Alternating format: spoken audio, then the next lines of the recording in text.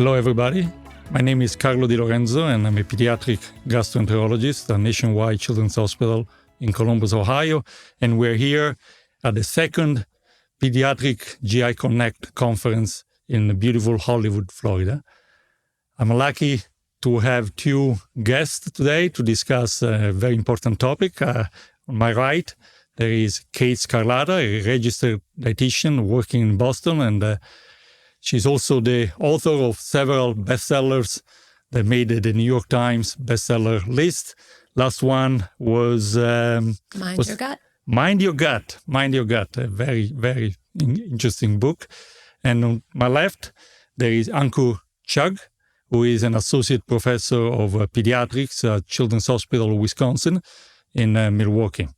And we're going to discuss in the next 15, 20 minutes, a topic that is becoming to get some traction. It's getting a little bit more press, both scientific press and some lay press. The topic of Disaccharidase deficiencies, and more specifically, sucrase-isomaltase deficiency.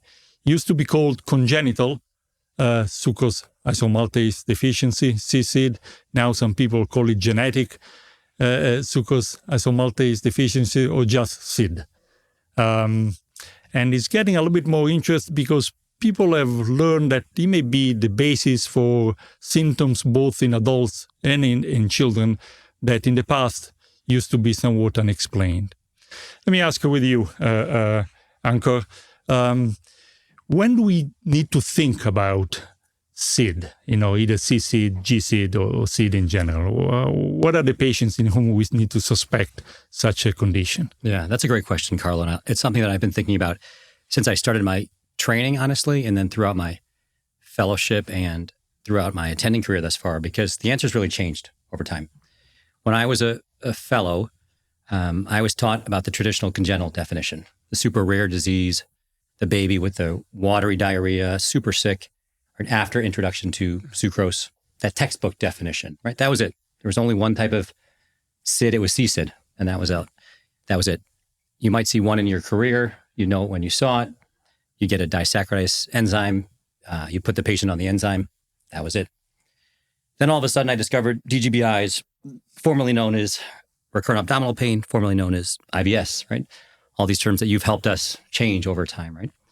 And so those patients are hard, right? They have symptoms, as you know better than I do, of abdominal pain, bloating, gas, diarrhea, visceral hypersensitivity. And so I think we started to think, well, what if some of those patients have intolerance to foods? And what if some of those food intolerances are carbohydrate maldigestion disorders? I think since that time, you've seen people start to study whether or not those patients have truly SID, or sucrase-isomaltase deficiency. I think we used to think of it as being super rare, and now I think we realize there's an acquired or secondary or just SID version that can occur secondary to things like celiac or IBD. Yep. But also after infections. We all know infections are super prevalent in kids. And I think the more studies that have gone on over time, especially in kids with diarrhea, but even other GI symptoms, both adult and pediatrics, they're finding SID at higher rates than we'd expect. Yeah. And Kate, you see probably both adolescents and adults, right? Yes. You see a little bit of a spectrum of people coming to see you. Are you seeing more and more people coming with this diagnosis or asking questions about it? Definitely getting asked. And I think as a clinician, looking for it a little bit more, especially, I see a lot of IBS patients, and I've put a lot of people on the low FODMAP diet, and not everyone responds. And we've learned from some of the research in adults that perhaps they're not responding to the low FODMAP diet because we're looking at the wrong disaccharide. So in that case, then we start digging a little bit further. And so, yes, we're more aware and we're seeing it more. Is it hugely prevalent in my practice? No, but we are seeing it. And I would say dietitian clinicians are absolutely picking it up in their practice where we just didn't even look for it before. Yeah, that's, again, something sometimes now the parents bring it in. Could that be a food that my child eats, or could be something I eat? And that's, not always an easy answer to give. How can we test for this? I mean, sometimes, the history is fairly convincing, but that's not an easy diet to follow. We need to make sure, right? Yeah. What are the techniques we can use to make sure somebody has it? There are a lot of techniques that are out there, and I think they all have their pros and cons. And I think, especially in pediatrics, we need to weigh those pros and cons specifically. The gold standard for a long time has been the Disaccharide enzyme assay. That's done under biopsy. That can give you the actual numeric value of the enzymes, the ability to digest those sugars we talked about. But that's invasive, right? That's a scope. That's biopsies, right? That might not be right for every patient. There's also issues that can occur with sampling and handling with the assay that can lead to false positives on the test. Other tests that have been out there that people consider are breath tests, those are obviously come with their issues as well. You have to have a certain age to be able to do that, follow the diet, breathe into a machine. They can also have false positives and false negatives. There's genetic testing that's out there, but genetic testing in this country isn't always covered by insurance, nor do we know all the different genes that are responsible for SID or CSID. And then most recently, I think one of the most exciting things that has come under study is this sucrose challenge. Paper came out relatively recently showing that maybe just the presence of symptoms after a sucrose containing meal or sucrose edit, just sucrose itself at 50 grams, and the symptoms that come after it could be a preliminary screen for something like SID. That feels like a lot, 50 grams of sucrose. Yeah. Would that cause symptoms even in people that they don't have this condition, or do you feel that that's a reliable way to make a diagnosis? I don't know. I think that's a question for both of you. There seems a lot of sucrose. Well, drink a soda. No, no, we're getting a lot of sugar. You'd be surprised at how much sucrose people are eating when they're eating a candy bar or, so it is a big dose, especially in a little body. Right. Maybe we could try a little less in the kids. But you'd be surprised at how quick we can get to sucrose with some pastries and desserts and, the standard muffins in the U.S. that are, close to 70 grams of, carbohydrate, and some of that is sucrose. That's why they're so good? That's why they're so good. Hey, Kate, correct me if I'm wrong. I looked this up to check because I was like, how validated would 50 grams be a little kid, or how much sugar could that be, and how much pain could it cause? And when I calculated roughly, it was about slightly over 3 tablespoons of maple syrup, roughly. I think 15 grams roughly for... It's about 15 grams per tablespoon. So about 3 1/4. So, right, for a 10-year-old, that's probably... Easy. Yeah. Right? On some waffles that also have sucrose in them. So, for what it's worth. But yeah, we need validated studies in kids, but absolutely could be a future screen as well, and a non-invasive one at that. So. You were talking about biopsies being the gold standards. What are the caveats in getting a good sample? Because people are beginning now to do it more often, or even our adult colleagues, which are somewhat biopsy averse through the years, now they're beginning to do it. They're beginning to know about this condition, and they send the biopsies. But there are some important precautions to take to get a good sample. Yeah. Can you share a little bit what you think makes a good biopsy? Yeah, I think a couple of things. I think the first is getting it in the right location of the duodenum. So I think that's D2 and D3, post the ampulla vater, to get the enzymes there, because it can differ across different parts of the intestine. The second thing is to get a big enough sample. People often don't know that it's the total weight of the sample that will often impact the quality of the sample. And so I don't think we realize as clinicians, we actually take naturally different size biopsies. And so for whatever reason, I take wimpy biopsies. My techs tell me that. I look at the samples I pull out for the dissects and see how they look. And so sometimes 2 isn't enough if they're small. Sometimes you need 3. Some people stick closer to 1 or 2 if they get those really big chunks and sort of a thing. So I think getting adequate biopsies, adequate tissue is important. Then it's getting it onto ice as fast as possible. The sample will start to denature over time if it doesn't get onto ice. And so depending on if you're doing it in your own lab versus sending it out somewhere else, it needs to get on ice and get as cold as fast as we can. And if I remember correctly, you try not to get formalin, not to use a biopsy that has been immersed in formalin before taking the biopsy. Absolutely right. You try to start with those biopsies, just get it into an Eppendorf tube, just the raw biopsy itself onto the tube, getting it out there with a forceps or the needle or tapping it or however you need to get it there. But yeah, and just dry biopsy. Kate, you actually mentioned at the beginning something that is very interesting, that the low FODMAP diet is now out there, right? A lot of people use it, and people think of low FODMAP just in general, low sugar. But actually, if you have this condition, that diet may not work for you. Is that That's correct? right. So even though the FODMAP diet does restrict some disacs, lactose, it does not restrict sucrose at all. So it also allows a lot of starches. And as you know, with sucrase-isomaltase deficiency, the isomaltase component of that is responsible for about 60% of starch digestion. So again, we're allowing those starches on the low FODMAP diet, but modifying them often in people with sucrase-isomaltase deficiency. So the diets, there is some overlap. Yeah. You know, there will be some foods that are overlap, but for the most part, it's a different diet altogether. And some of the things like maple syrup is very high sucrose, where honey is very, high fructose. And we don't allow honey on the low FODMAP diet, but we allow plenty of the maple syrup, so there's just these nuances, which is why you ask a GI dietitian to guide you and help you with these things. Yeah, that's actually of tremendous importance. I have fairly easy access to dietitians. I'm lucky enough that I work in a big institution and we have our dietitians always in our GI clinic. But I have to be honest, in the past, sometimes I just gave the website, your website, you have for FODMAP, which is a tremendous resource. But even though it's so well done, it's not quite the same as having a dietitian in place that can brainstorm with you. They can tailor your diet to what you like. Anyway, children sometimes are very picky. They are already fairly restricted. So there is a tremendous value in having a registered dietitian in clinic with you and having a one-to-one conversation with the parents and with the child himself or herself. This is something that you cannot take a pamphlet or a brochure and do the same amount of job. Agreed. It has to be personalized. There's culture, there's financial, there's so many other potential limitations, right? And even when we're doing a special diet, dietitians are looking at, are they eating enough nutrients? Is their diet balanced? Are they skipping meals because they want to avoid GI symptoms during the day? Really looking at a lot of factors, not just educating on a low FODMAP diet or the specific dietary intervention. They're zoomed out as well.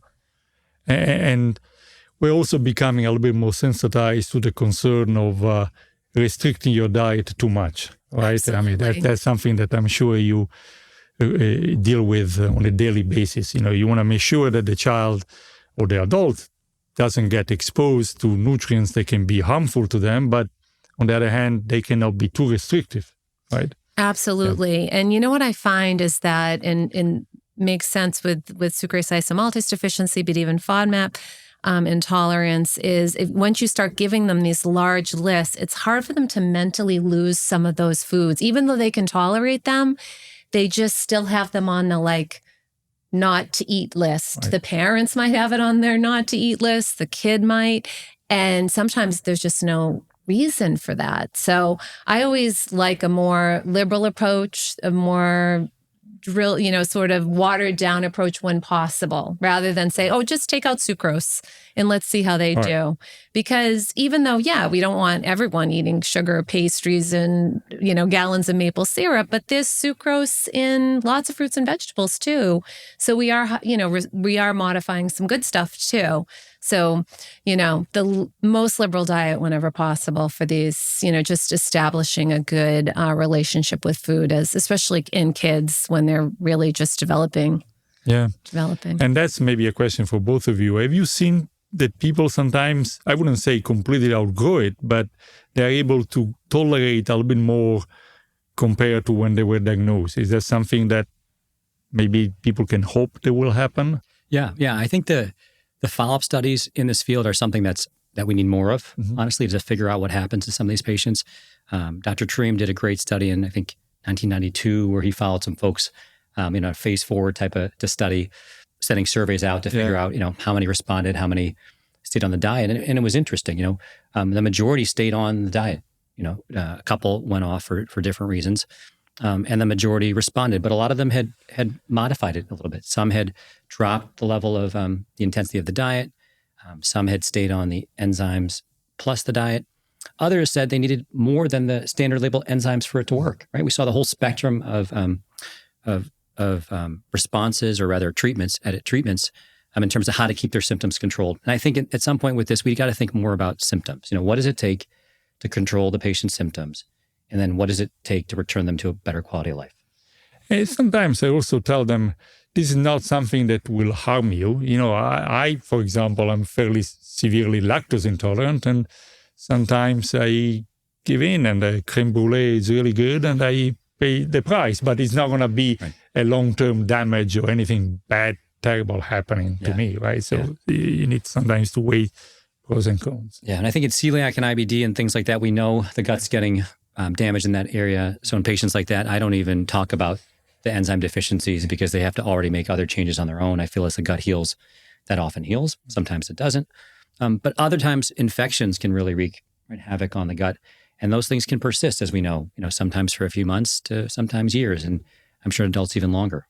Kate, what have you seen in terms of the spectrum of response or the spectrum of things that kids or adults rather go on in terms of how to treat this? Yeah, I see definitely the same where there's a variety, right? And some people can really liberalize their diet quite a bit. And I often think about the microbiome. If you're malabsorbing sucrose and starches and it's winding up in the colon, feeding the microbes, just a little sidebar here, and then you stop doing that and things change a little bit, would your tolerance maybe later, because you have a slightly different microbiome potentially, because you're not malabsorbing all that, have a little bit more capacity. But we see that in the FODMAP space where, people kind of restrict and then they're able to kind of liberalize a little bit more. I think the key, though, to your lactose piece is really important. It's one thing to be blindsided by food intolerance and just have like emergency run to the bathroom. That's not a fun thing. But if you're like, hey, I'm going home. I'm going to have a half a gallon of ice cream tonight. And that's your prerogative, right? It's not going to do any damage, but at least going in. And I think that's really empowering for kids, parents, and adults when they're living with food intolerance that, but their eyes are a little bit more wide open because they understand the connection. It sounds like a mental safety almost, that you just know what's causing it. I think sometimes that's half the battle, right? Even for patients I've diagnosed with lactose intolerance, sometimes it's come, after the fact on a Disaccharidase enzyme. The fact that they know what's causing their kids problems. I've had a patient in tears just saying, at least I know the answer, right? I don't have to worry as a parent that it's something more severe, something bad. Right, something bad, right? And that's a huge mental relief for a parent. Let me ask you about a challenging situation that is not that unusual. Is when the biopsy comes back with a pan-disaccharide deficiency, right? Everything is low. And, the old thinking was, okay, this was a technical error, the biopsy wasn't preserved well enough. But how do you deal with those situations? Do they require a new biopsy, or does it mean anything? Yeah. Or it depends from the numbers? What is? That's by far my least favorite situation to be in. So thank you for asking me about that. Yeah, that's why we have a podcast, right? To discuss issues like that. I think, again, I talked earlier about the celiac and the IBD patients. And so I won't take a disaccharide enzymes in those patients because I'm going to probably get that. And I don't want to deal with that and the potential eating changes that might come from it when they might not be necessary. Yeah. We know that gut should heal with the interventions needed. That does happen sometimes, like you mentioned. Historically, we thought it was all just, it meant nothing, that kind of a thing. That was probably just we want to close our eyes and not deal with it, to be honest. But it really bothers the patients. I don't think you can go back and just do another biopsy willy-nilly. There's a cost to that. There's a risk of sedation, that kind of a thing. And so I think of it in a couple ways. The first thing I do is I check the weight of the sample, because I'll tell you, it's not infrequent that a poor sample can just lead to a pan deficiency. So that's the number one thing. You can actually look oftentimes at the bottom of the report to make sure that the sample tissue is adequate. That's the first thing I do. The second thing I do is try to look for relative deficiencies to figure out if one's standing out more than the other. Just being low is not the same as one being lower than the other. So for example, they all have norms, the different enzymes on the test. There's often 4 enzymes there. If 3 of them are pretty close to their norm and one is wildly below it, it makes you think maybe that one that's relatively lower is probably more significant. Yeah. That kind of a thing.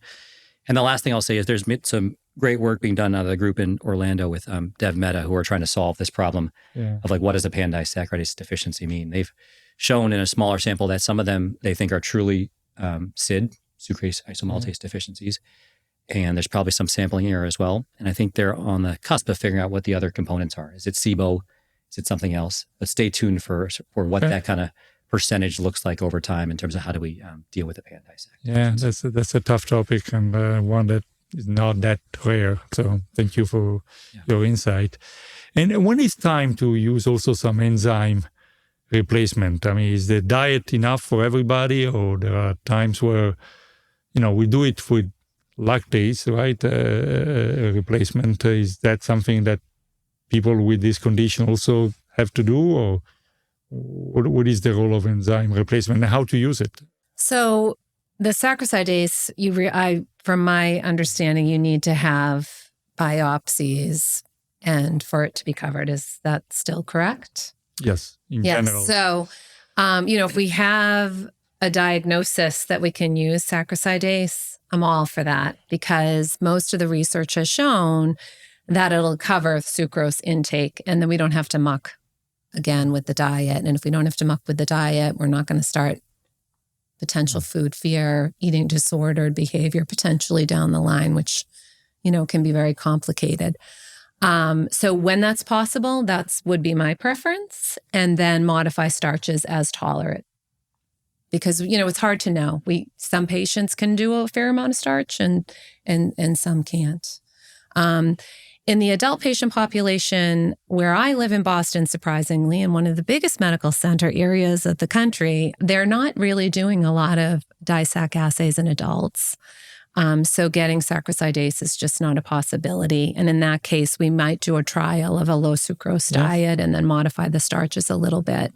And that can help, but it is a little bit of a challenge, to maintain the diet. And that's been researched as well, that, adherence isn't really terrific.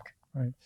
And when you need it, it's like pancreatic enzymes for pancreatic insufficiency. You need to take it every time you eat, or only when you are taking maybe something with more sucrose. What is your approach to that? Yeah. So I mean, that's what the labeling will say. In terms of having it with those meals and snacks as they're containing sucrose. But reality is reality, and so you think a lot about placebos in DGBIs or functional abdominal pain. And one thing I thought of, in the past week or so, I've been thinking, well, what a placebo you'd have to take 3 to 5 times a day. That's a tough placebo, right? I can barely take my vitamin D pill every day, let alone a 5 times a day placebo over years. And so the reality is it ends up shaking out somewhere over time. But once you have the answer, that mental knowledge, you get to figure out what that looks like for you.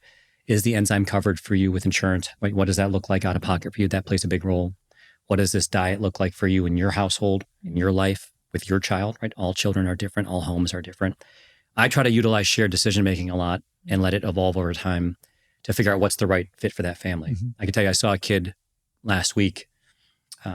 He presented with recurrent abdominal pain, intermittent vomiting, right after 2 years of variety of trials. We scoped him. He had a enzyme level of 5, right? And so had the deficiency, everything else was normal.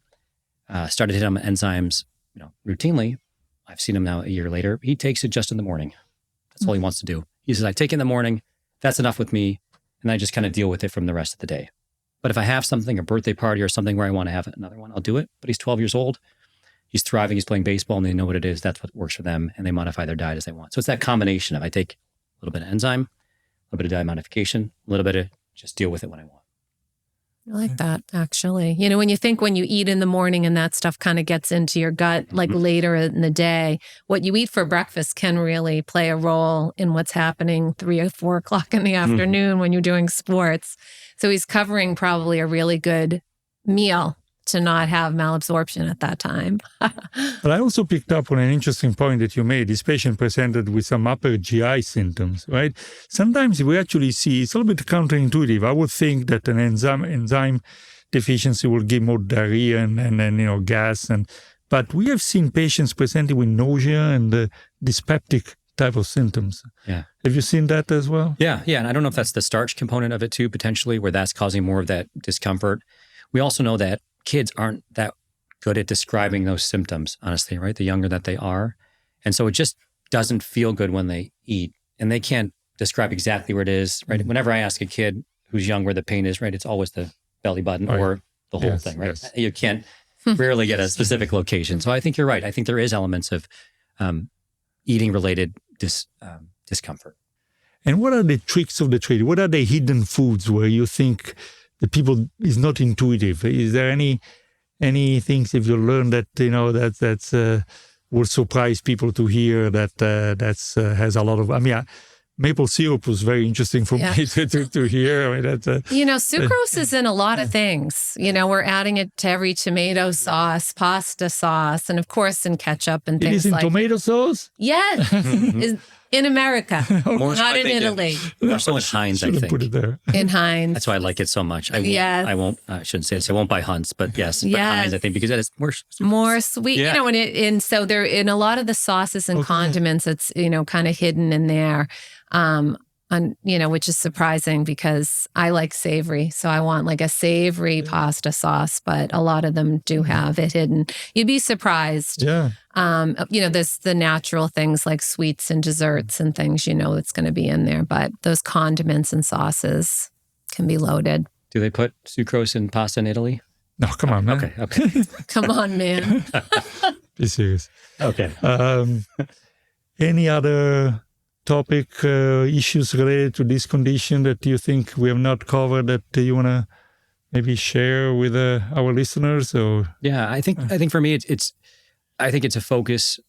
We've talked about it a lot. I think you wrote a great review paper last year on it. People have written papers on this being the great mimicker of IBS.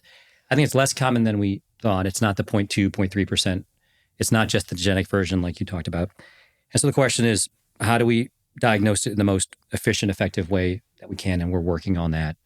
And then who's going to respond, right? What symptoms up front lead to, who responding at what point, and how do we kind of put that all together, recognizing kind of that shared decision-making, recognizing that it's not a dangerous disease, right? And so how do we just do that in a way that gets, I think, some of these DGBI patients, these IBS patients, some relief, right? And if we can find it in a way, instead of putting them on medication after medication or whatever it is, I think that's a win for our patients. Something for you to keep you busy researching for the next few years, huh? Yeah. Anything else? Well, I think it's just a reminder that food intolerance is portion driven. So it's not like a gluten situation where we're eliminating, or an allergy situation where we're completely eliminating. It's finding your sweet spot. And so some of these foods don't have to be completely off the table. It's kind of finding where your personal threshold is. I'd really like to see the diet education that's online to be less low sucrose, low starch from the get-go, or at least give some different tiered approaches, because I don't think in the presence of an enzyme supplement, we really need to muck around too much with sucrose. And I like my patients to have as liberal diet as possible, but we'll see. We'll see where this goes. All right. With those words of wisdom, I think we're going to wrap it up. I want to thank everybody for listening, and thank our two speakers for their insights. And thank you so much.